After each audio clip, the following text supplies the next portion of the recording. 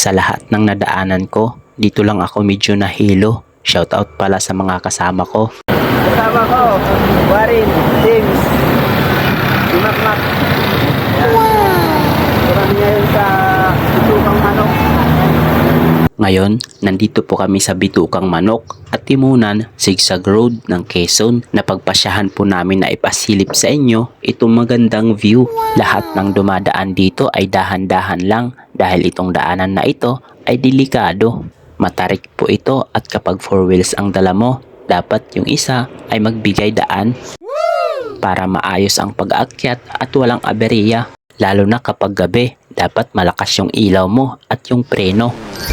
Sa lahat ng nadaanan ko, dito lang ako medyo nahilo.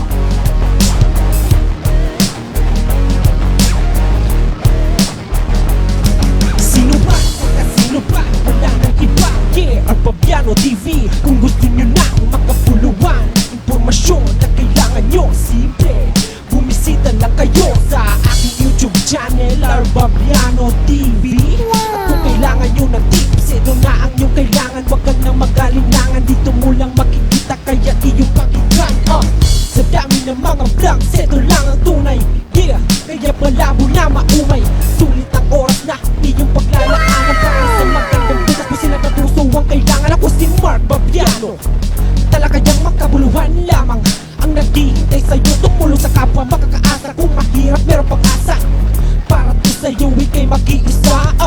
Para to sa'yo, ika'y mag-iisa. Yeah, Arpabiano TV. Subscribe na mga pare, hit the notification bell para updated palagi. Yeah, Arpabiano TV.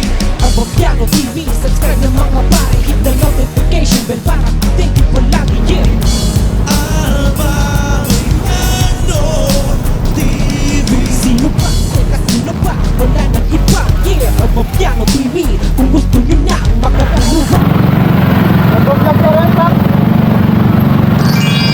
Arpabiano TV. Naka-on yan, naka-on. Yun to. Naka-on dito. Shoutout sa'yo, Pak. At parang sa Facebook. Nagalag mo to. Ayan, shoutout sa'yo, boss, ha. Shoutout din sa'yo, boss. Ayan, Arpabiano TV. Shoutout sa kayo mga tropa. O sa mga tropa, kasama kayo tatlo. Okay, gusto kami. Gusto ko mamaya. Pagdating ng bahay. Anong pangalan mo, boss?